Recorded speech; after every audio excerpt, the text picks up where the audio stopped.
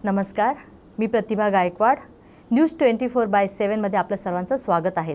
पाहूया आजच्या ठळक घडामोडी. बदलापूर घटनेच्या निषेधार्थ सोलापूरच्या चित्रकाराने आपल्या चित्रातून वर्तवला निषेध. बदलापूरमध्ये जे घडलं त्याविषयी दुःख व्यक्त केले. आज सोलापुरामध्ये असताना माझी एक नैतिक जबाबदारी आहे. एका छोट्याशा मुलीसोबत असा प्रकार घडतो हे खूप भयानक आहे. सोलापुरांकडून निषेध म्हणून मी हे चित्र काढलेले आहे. आपण आपल्या मुलींना शाळेत कसं पाठवायचं असा प्रश्न आता उभा राहिलेला आहे. सोलापूरकडून काहीतरी उद्रेक झाला पाहिजे या अनुषंगाने मी हे चित्र काढले आहे. याला फाशीशिवाय दुसरी शिक्षा नाही, मात्र त्यापेक्षाही जास्त काही शिक्षा असेल तर ती त्या नराधमांना झाली पाहिजे. तसेच मी सरकारला आवाहन करतो आणि विनंती करतो की हे सगळे थांबले पाहिजे असे ते म्हणाले. तर आपलं नाव काय आणि ते बदलापूरमध्ये जी घटना घडली त्याचा आपण चित्रातून जे आक्रोश दाखवलेला आहे, काय नेमकं आहे चित्राची? नमस्कार, मी चित्रकार सचिन खरात आणि खूप दुःख होतं आहे आणि मला असं वाटतं की आज मी सोलापूरमध्ये राहत असून आज जे काही बदलापूरमध्ये जे काही घडलेलं आहे आणि आज सोलापूरमध्ये असताना आज माझी एक नैतिक जबाबदारी आहे की मी समाजाकडून भरपूर काही गोष्टी घेतलेल्या आहेत आणि अशा ज्या घटना बदलापूरमध्ये एका छोट्याशा मुलीवर बलात्कार होतो आणि आपण आज गप्प बसतोय.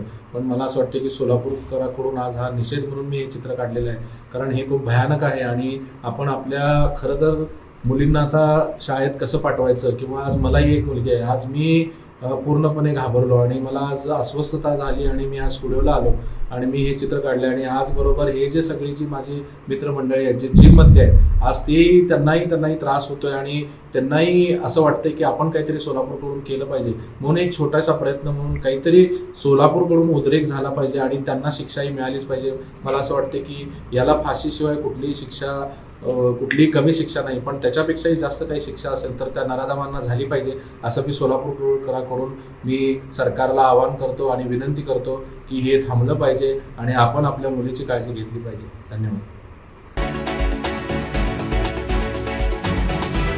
निवडणुका पाहून शरद पवार मैदानात उतरत आहेत असे सुधीर मुनगंटीवार म्हटले आहेत.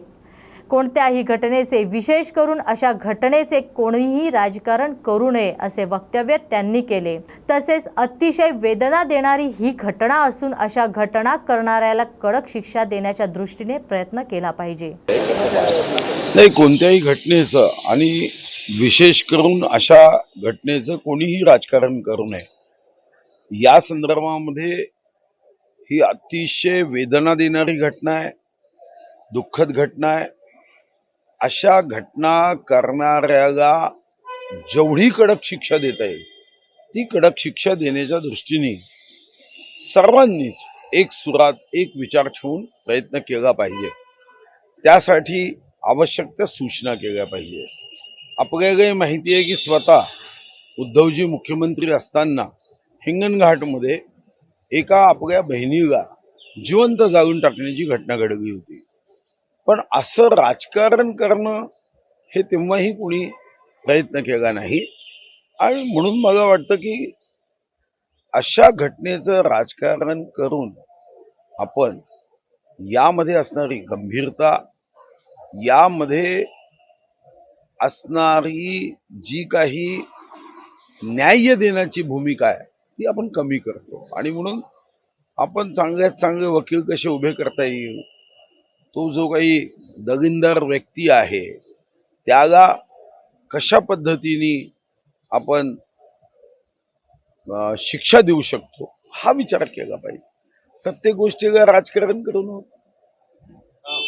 एमपीएससीची परीक्षा संदर्भामध्ये विद्यार्थी आंदोलन करतात आहे आणि शरद पवारांनी आता ट्विट केलेलं आहे की एमपीएससीच्या विद्यार्थ्यांसाठी मी स्वतः मैदानात उतरणार. सरकार गंभीर नाही या प्रश्नावर. एमपीएससी आणि आयबीपीएससी परीक्षा एका दिवशी होत आहे. तर हास्यास्पद आहे. महाविकास आघाडीचं सरकार असताना अशा घटना झाल्या तेव्हा विद्यार्थ्यांच्या प्रश्नाची गंभीरता नव्हती का? तेव्हाही प्रश्नाची गंभीरता होती. तेव्हा आपण मैदानात उतरले नाही. आता निवडणूक आहे म्हणून मी मैदानात उतरेल. मला वाटतं की अशा पद्धतीने निवडणुका तोंडावर आहे म्हणून मी मैदानात उतरेल यापेक्षा अशा घटना जेव्हा जेव्हा घडतात तेव्हा तेव्हा मैदानात उतरण्यासाठी प्रयत्न केला तर निश्चितपणे आनंद होईल. आणि यासाठी देवेंद्रजींनी एमपीएससीशी चर्चाही केली आहे. महाविकास आघाडी कुठेतरी रस्सीखेच पाहायला मिळत आहे. काँग्रेसने 135 जागा मागितल्यामुळे आता शिवसेना आणि अजित पवार शिवसेना आणि उद्धव ठाकरे गट नेमकं काय करणार अशा पद्धतीची रस्सीखेच आली. आता कशाची रस्सी खेच. काँग्रेसच्या कार्यक्रमामध्ये उद्धवजींनी काँग्रेसचा पंचा घातल्यानंतर आता प्रश्नच उपस्थित होत नाही की रस्सी खेच आहे. ते एकदम महाविकास आघाडी म्हणजे जागांसाठी ते घडतच नाही आहे. उद्या उद्धवजींनी एवढ्या स्पष्ट शब्दात सांगितलं आहे की मला तुम्ही मुख्यमंत्री पद दिलं नाही तरी चालतं. अजून 2 दिवसांनी सांगतील मला जागा दिल्या नाही तरी चालेल. शेवटी मला तर भाजपचा जो राग आहे, भाजपला सत्तेपासून दूर ठेवण्यासाठी आता पंचायत घातला. आता जागा सुद्धा मी समर्पित भावनेनी, समर्पण भावनेनी मी काँग्रेसच्या पदरात घालेन.